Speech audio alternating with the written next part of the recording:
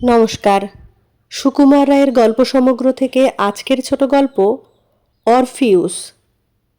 9টি বোন ছিলেন। তাহারা ছন্দের দেবী।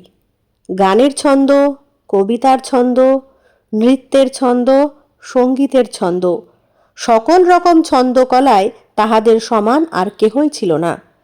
তাহাদেরই একজন দেবরাজ জুপিটারের পুত্র আপোলোকে বিবাহ করেন। আপোলো ছিলেন সৌন্দর্যের দেবতা। তিনি যখন বীণা বাজাইয়া গান করিতেন তখন দেবতারা পর্যন্ত অবাক হইয়া শুনিতেন। এমন বাপ মায়ের ছেলে অরফিউস যে গান বাজনায় অসাধারণ ওস্তাদ হইবেন সে আর আশ্চর্য কি। অরফিউসের গুণের কথা দেশ বিদেশে রটিয়া গেল। স্বয়ং আপোলো খুশি হইয়া তাহাকে নিজের বীণাটি দিয়া ফেলিলেন। পাহাড়ে পর্বতে বনে জঙ্গলে অরফিউস বীণা বাজাইয়া ফিরিতেন, আর সমস্ত পৃথিবী স্তব্ধ হইয়া শুনিত। অরফিউসের বীণার সুরে আকাশ যখন ভরিয়া উঠিত তখন সুরের আনন্দে গাছে গাছে ফুল ফুটিত, সমুদ্রের কোলাহল থামিয়া যাইত, বনের পশু হিংসা ভুলিয়া অবাক হইয়া পড়িয়া থাকিত। এই রকমে দেশে দেশে বীণা বাজাইয়া অরফিউস ফিরিতেছেন।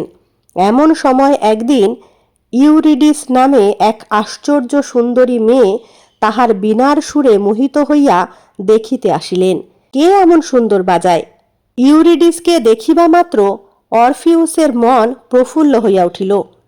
তাহার আনন্দ বীণার ঝঙ্কারে ঝঙ্কারে আকাশকে মাতাইয়া তুলিল। তন্ময় হইয়া সেই সঙ্গীত শুনিতে শুনিতে ইউরিডিসের মন একেবারে গলিয়া গেল। তারপর ইউরিডিসের সহিত অরফিউসের বিবাহ হইল। মনের আনন্দে দুইজনে দেশ দেশান্তরে বেড়াইতে চলিলেন। কিন্তু এ আনন্দ তাহাদের বেশি দিন থাকিল না।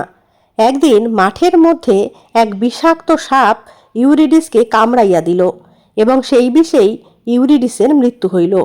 অরফিউস তখন শোকে পাগলের মতো হইয়া পড়িলেন। তাহার বীণার তারে হাহাকার করিয়া করুণ সঙ্গীত বাজিয়া উঠিল।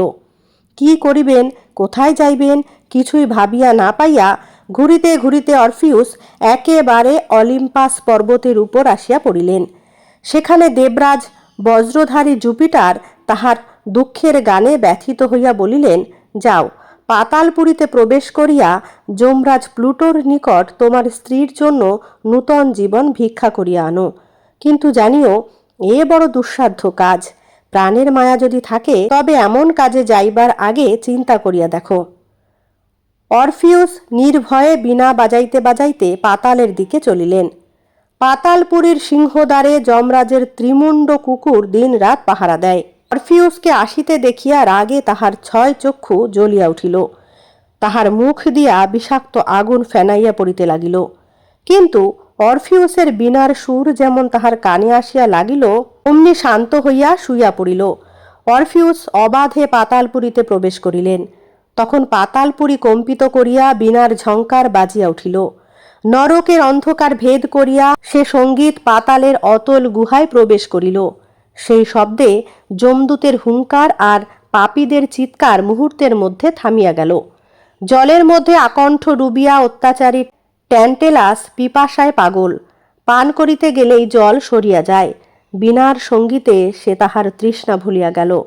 মহাপাপী ইক্সিয়ন নরকের ঘুরন্ত চক্রে ঘুরিতে ঘুরিতে এত দিন পরে বিশ্রাম পাইল। ঘুরন্ত চক্র স্তব্ধ হইয়া রহিল। ধূর্ত নিষ্ঠুর সিসিফাস চিরকাল ধরিয়া পাহাড়ের উপর পাথর গড়াইয়া তুলিতেছে। যতবার তোলে ততবার পাথর গড়াইয়া পড়ে। সেও দারুণ শ্রমের দুঃখ ভুলিয়া সেই সঙ্গীত শুনিতে লাগিল। অরফিউস যমরাজের সিংহাসনের সম্মুখে গিয়া দাঁড়াইলেন। যমরাজ প্লুটো ও রানী প্রসেরপিনা গম্ভীর হইয়া বসিয়া আছেন। তাহাদের পায়ের কাছে নিয়তিরা 3 বনে জীবনের সুতা লইয়া খেলিতেছে। একজন সুতা টানিয়া ছাড়াইতেছে, একজন সেই সুতা পাকাইয়া জড়াইতেছে, আর একজন কাঁচি দিয়া পাকানো সুতা ছাটিয়া ফেলিতেছে। অরফিউসের সঙ্গীতে যমরাজ সন্তুষ্ট হইলেন। নিয়তিরা প্রসন্ন হইল। তখন আদেশ হইল, ইউরিডিসকে ফিরাইয়া দাও, সে পৃথিবীতে ফিরিয়া যাক। কিন্তু সাবধান অরফিউস, জমপুরের সীমানা পার হইবার পূর্বে ইউরিডিসের দিকে ফিরিয়া চাহিও না, তবে কিন্তু সকলই পণ্ড হইবে। অরফিউস মনের আনন্দে বীণা বাজাইয়া চলিলেন, তাহার পিছন পিছন ইউরিডিসও চলিলেন।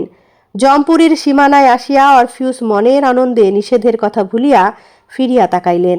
অমনি তাহার চোখের সম্মুখেই ইউরিডিসের অপূর্ব সুন্দর মূর্তি বিদায়ের ম্লান হাসি হাসিয়া শূন্যের মধ্যে মিলাইয়া গেল।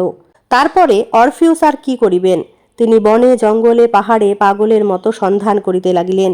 তাহার মনে হইল বনের আড়ালে আড়ালে পর্বতের গুহায় গুহায় ইউরিডিস লুকাইয়া আছেন।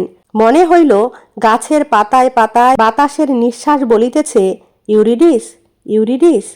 পাখিরা শাখায় শাখায় করুণ সুরে গান করিতেছে, ইউরিডিস, ইউরিডিস। এমনি ভাবে অস্থির মনে যখন তিনি ঘুরিতেছেন, তখন একদিন মদের দেবতা ব্যাকাসের সঙ্গীরা তাহাকে ধরিয়া বলিল, তুমি স্ফূর্তি করিয়া বীণা বাজাও, আমরা নাচিব। কিন্তু অরফিউসের মনে সে ফুর্তি নাই, তাই বীণার তারেও কেবল দুঃখের সুরি বাজিতে লাগিল। তখন মাতালেরা রাগিয়া বলিল, মার ইহাকে, এ আমাদের আমোদ মাটি করিতেছে। তখন সকলে মিলিয়া অরফিউসকে মারিয়া তাহার দেহ নদীতে ভাসাইয়া দিল। সেই দেহ ইউরিডিসের নাম উচ্চারণ করিতে করিতে ভাসিয়া চলিল। শূন্যে অরফিউসের আনন্দধ্বনি শুনিয়া সকলে বুঝিতে পারিল, আবার তিনি ইউরিডিসকে ফিরিয়া পাইয়াছেন। জলে স্থলে নদীর কালো স্রোতে ঝর্ণার ঝরঝর শব্দে আনন্দ কোলাহল বাজিয়া উঠিল। নমস্কার। কেমন লাগলো আজকের গল্পটি অবশ্যই কমেন্টে জানাবেন। ভালো লাগলে লাইক, কমেন্ট, শেয়ার করবেন। ধন্যবাদ।